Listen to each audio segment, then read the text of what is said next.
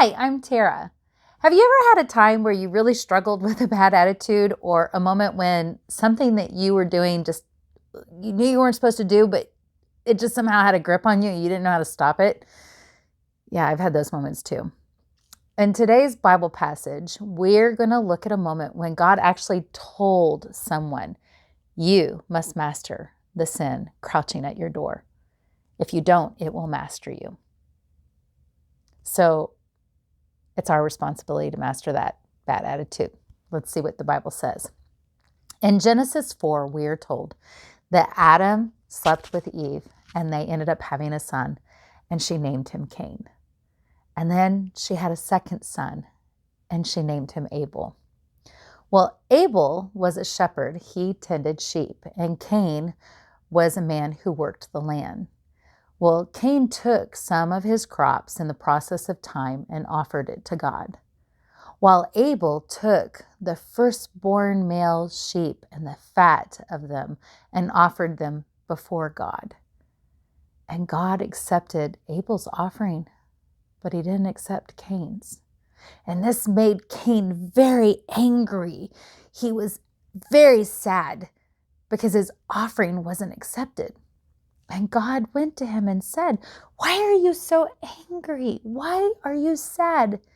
Don't you know that if you do what is right, you will be accepted?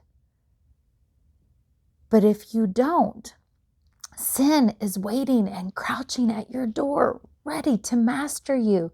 It will devour you if you do not master it." Well, Cain ended up asking his brother, "Hey, come with me out into the field." And so Abel went with him. And when they were out in the field, Cain killed him. And God came to him and said, "Where is your brother Abel?" And he said, "How should I know? Am I my brother's keeper?" And God said to him, "What have you done? Don't you know that your brother's blood is crying out to me from the land? Because you have done this, I am placing a curse upon you, and the land that you have worked will no longer produce crops for you, because what you have done, your brother's blood is crying out, and now it will not provide for you." Cain said to the Lord, "You can't do this. If you do this, it's too hard for me. I will be wandering on this earth, and they will come and try to kill me."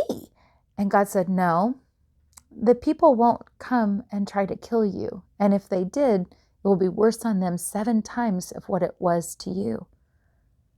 But you will be a wanderer on this earth." And God placed a mark on him so no one would kill him. And Cain left the presence of God and became a wanderer on this earth. And he ended up living in the land of Nod, east of Eden. May God honor the telling of his word. Well, it helps when we have heard a passage if we ask ourselves some questions. And when I look at this passage and I ask, what do I learn about God? I realize it's really important to God about a person's attitude, and that God holds the person responsible for mastering their attitude. God also cares if we sin, and he holds us accountable for our life choices and what we do. So then I ask myself, well, what do I learn about Adam and Eve? Well, they did have children. They had 2 sons. And I learned that Abel was a shepherd and that Cain was a farmer.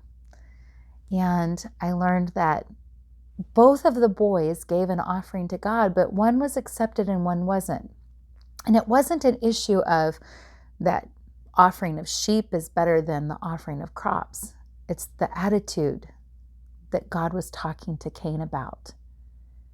And so I asked the question, what do I need to do based on what I learn? And I realize my attitude matters. It's important. And the choices I make matter. And it's my responsibility because sin is coming to devour me. And if I don't make the right choice, it's not going to be accepted. But if I choose to do what is right, it will be accepted. I wonder, what did God teach you as you listen to this passage? I'd love to hear from you. There are many more things that can be learned. I just shared a few. I appreciate you listening, and I hope that you subscribe and you share with others. Shalom, y'all.